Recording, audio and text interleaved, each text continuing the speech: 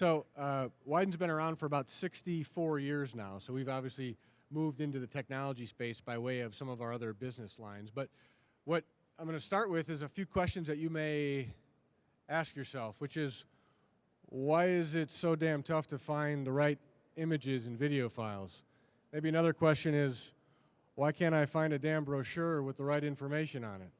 So we have fun with our little industry acronym, which stands for Digital Asset Management. So what I'm going to talk about today is digital asset management and how it relates to some of the organizations that she had mentioned that we do work with in this space, but also how it helps support some of the brand initiatives that you may have. So the first thing we'll talk about is, what is this damn thing? So what is digital asset management? If we start to break down digital asset management and look at a digital asset, what is a digital asset? A digital asset is an image, a video, an audio file. It's what we're creating right now by way of shooting this speaking engagement. We're creating content. This content is not your traditional asset. This content is more of an intangible asset. It's not a chair, it's not a desk, it's not a microphone, but it's still an asset. It's a digitized asset, and assets need to be managed appropriately. So what we talk about in terms of a digital asset is those things: images, video, audio, branded collateral, brochures. When we talk about the management of that content, we talk about the ability to centralize it, organize it in a library, and then tag metadata or descriptive information to it. And the purpose of tagging that information to it is so that it can be found and that it can be used. There's so much money invested in the creation of digital assets that they need to be repurposed to get the true value from them. So metadata, or the information that's specific to those digital assets, are important to manage along with the digital asset itself. So managing them is important, and then allowing people who need access to those digital assets, giving them the ability to easily obtain that information, is also critical. So that's what the damn thing is. But now let's talk about a few benefits that this user group may get from a DAM experience. And what we have is we've got suppliers here. So like some of our customers, a Sub-Zero, a Kohler, an InSinkErator, a Brone. These customers are investing in creating content. They're creating digital assets. So they're creating it because they want their product to be held in a certain light. They want it to be held by a certain standard. There's a certain brand that they're trying to emulate, a certain feel to those digital assets. So they want to make sure that it's consistent time after they release product after product. So they're investing in the creation of those assets. There's consistent representation that's imperative for those organizations. And what that also does is it saves the users. So people, the dealers, the distributors for Kohler and Brone and all these other companies, it saves you the expense of creating them yourself. Because these things are not cheap to create. You have to coordinate photo shoots, you have to coordinate product shipments, you have to coordinate the retouching after the photograph, then you have to coordinate the storage of that information. So what these suppliers are doing is that they're creating all this content, they're investing in that for you to make sure that it's consistent with their brand standards, but then they're also making it available to you so that you can use it and promote their brand in their respective markets. The other thing it saves you is creating the library itself. So where these images and video and audio files go after they're created. Because if you create them and you don't put them in a place where you can find them, then nobody can enjoy the benefits of it. You don't get anything out of that investment. So the suppliers are creating these libraries, like what they use with Widen, to allow people to access those things so that you don't have to pay for storage costs. You don't have to go to Best Buy and buy a terabyte FireWire drive. You don't have to add more storage to your laptops. You don't have to do that because these suppliers are investing in these libraries and managing them. They're paying organizations like Widen to keep them for you and to keep that content fresh. So that's how you benefit from the DAM experience if you're engaging as a dealer or distributor with these organizations such as Kohler and Sub-Zero and Brone and InSinkErator. Let's talk about a few use cases. So we've got a few examples. I've got three.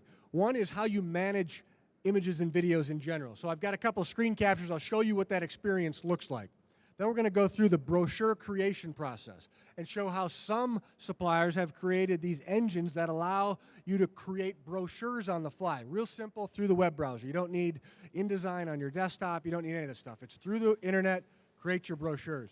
Then we're going to talk about how you can engage the social networks, your own social networks, with assets that are coming from these digital asset management systems. First up, image and video access. So what you want to do here, it's basically a search experience. It's a library. It's like an online library of content. You can download it in various formats, and you can also, depending on the file type, is you can, instead of downloading it, you can just embed it in your web experience. So instead of downloading and then uploading to another page, you're basically just taking a link or an embed code out of a DAM system and then placing it somewhere else. So here's an example of an InSinkErator branded interface where you can see the login page. So everybody's got to have login credentials. These suppliers make sure that you're accessing the right information. So when you log in, it knows who you are, it knows what you should be accessing. And then once you get in, there's training tutorials. Here's what's available. These are the images. These are the products. These are the videos. These are the brochures. These are the things that are made available. And there's a variety of ways to search for these things.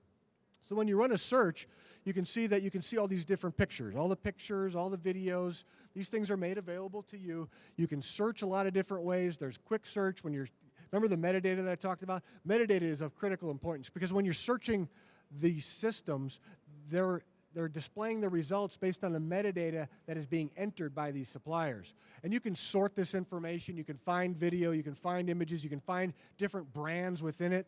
So this is what a search result looks like.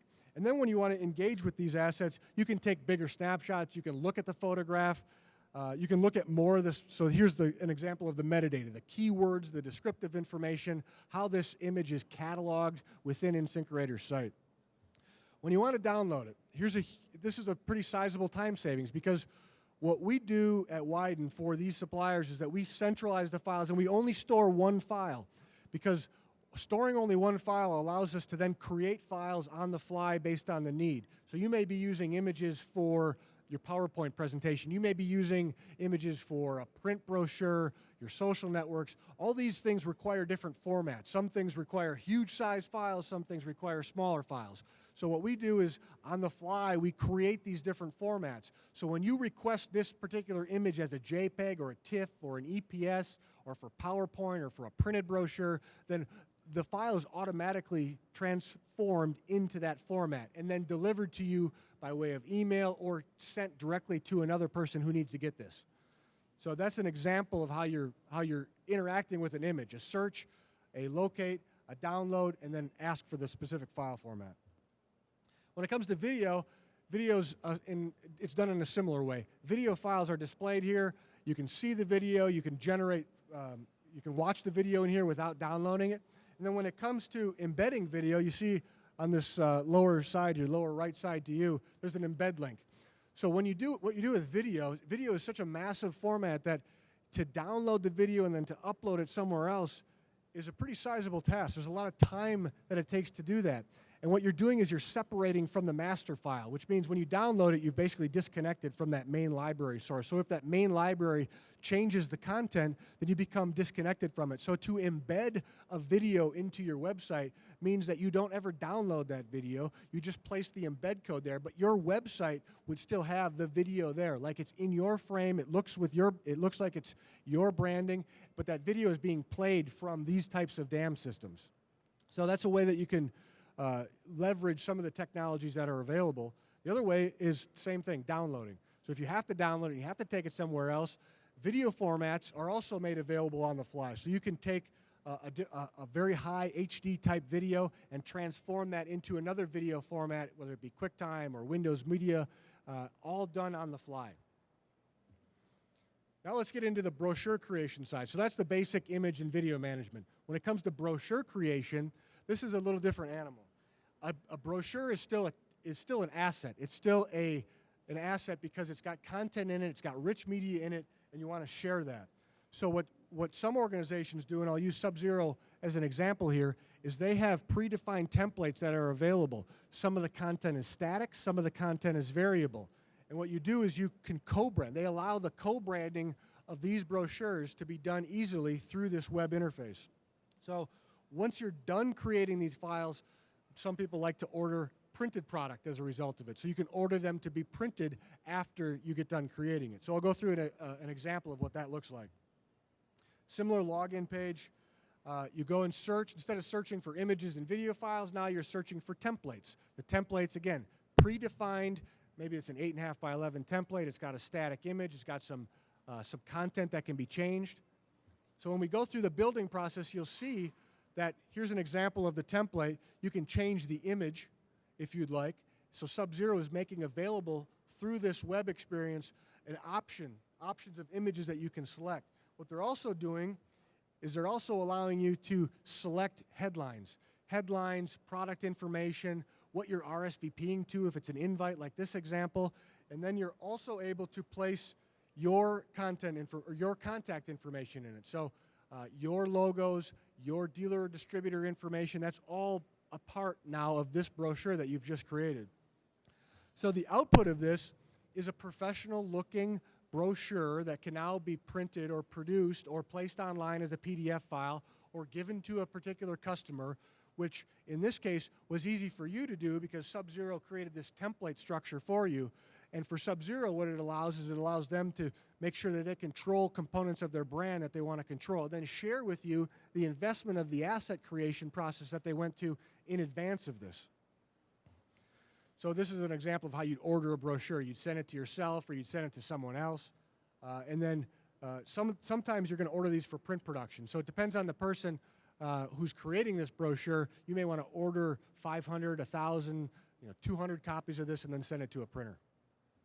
All right, let's talk about the third use case, which is social media integrations. So you've got socialization of content, big thing. How are these digital asset management tools being created to help you engage those social networks? One of those things is within the DAM experience, instead of downloading and taking this content and putting it somewhere else, it's interacting with the content the way it's managed for you by these suppliers and then placing it into your social networks. It's all about time savings and brand consistency. So what we've done through DAM experiences, we've integrated with the popular social channels like Facebook, Twitter, and YouTube.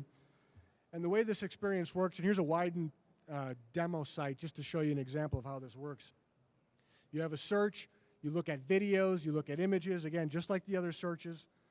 When you find one, you see your little icons, your Twitter, your Facebook, your YouTube channels. So now instead of downloading this and then placing it into the social network, what you do is you immediately place it into that network by selecting these. So I've got a Twitter example that I'm going to use here. By selecting the Twitter icon, it asks me, well, now I'm going to take this asset and I'm going to send it through to your Twitter account. But what message, what tweet do you want to write with this asset? So that's formulated within the DAM system. And then when you publish it, so this has been published from the DAM system, and you look at your Twitter thread, you can see I'm somewhere down there, mission statement video. So this was immediate from the DAM system. I'm using screen captures here for speed, but it's the same thing in the online environment. Once you do that, it now runs through your Twitter handle to your account. Same thing with YouTube. If you have YouTube channels that you're using to place your video into, and you want to use supplier videos, you can then go and push these video files to your own YouTube channel directly from the DAM system, saving a lot of time with the downloading and the transformation of those video files. So a few recommendations here. One is that it's a simple thing, but it's typically lost because the meaning behind it is so vast. It's making sure that you understand it's critically important that you manage your brand. And you have to realize that you have a brand first. And the brand is not only the stuff that you're creating or you're producing in terms of digital assets, the brand is bigger than that. The brand is the soul of your organization. It's how you talk. It's how you represent yourself. It's how you communicate to other people, what message you deliver. So making sure that you identify with the fact that you have a brand, no matter how big or small you are. So we've shown some large organizations here. They invest a lot into their brand, making sure it's consistent. But just because they're large doesn't mean that that's why they have a brand. Small organizations have a brand too, and you have to realize what that brand is and make sure that you take care of it. So let's talk a little bit more about the brand. Your communications, everything that you do makes up your brand. So that's why the digital asset management systems are important, because what you can do is you can piggyback on the investments being made by these suppliers and take these and incorporate them into your brand. Remember, they've invested a lot of money in the creation of these things, and they do that because they want to help you bring those products to market. So it's important that you understand that all communications, not just digital assets, but everything you do represents that brand. And the consistency of it. This is where consistency speaks volumes in terms of professionalism. So when you're constantly using a specific message, or when you're pursuing somebody with a specific digital asset or a set of digital assets, it's important that the representation of those digital assets is also consistent. Requesting access. This is a simple thing, and as a supplier of dam systems, we see this all the time. We see lots of organizations requesting access, not only to systems that we run in this industry, but in other industries. People want the files. You want images and video and audio and other branded collateral. And you know what? These things are all available to you. You just need to ask. Some of these organizations are better than others than promoting the existence of these things. So sometimes you just have to ask for it. Give me access to your library. I want to see what's going on with your images and video. I need some of that content for my own promotional materials. So talking to your suppliers to gain access is important. And then what you may find is you may find the ability to use that and use it to complement some of your other content and use it together. Realize this, so as a message from a dam supplier with working with these organizations is that when you download things, you separate them. Back to what I mentioned earlier. You're separating yourself from that master file. So the more you can integrate with the dam experience of the suppliers, the more connected you can be with the most current content. Because when that changes, you may not be notified that a certain image changed or a certain video changed. So if you can figure out a way to integrate, either by using the embed links or integrating directly with those systems, you're able to connect up with the most current stuff and never have outdated material. You also have to make sure you know the rights. The rights associated with certain content is important because these suppliers are engaging in rights management with, maybe there's certain photographers that are placing rights to files. Maybe there's certain things that they've purchased and they only have limited rights to. So when you download information or when you navigate through this, you have to understand that there's rights associated with these files. There's certain expirations, there's certain use cases. Creating content.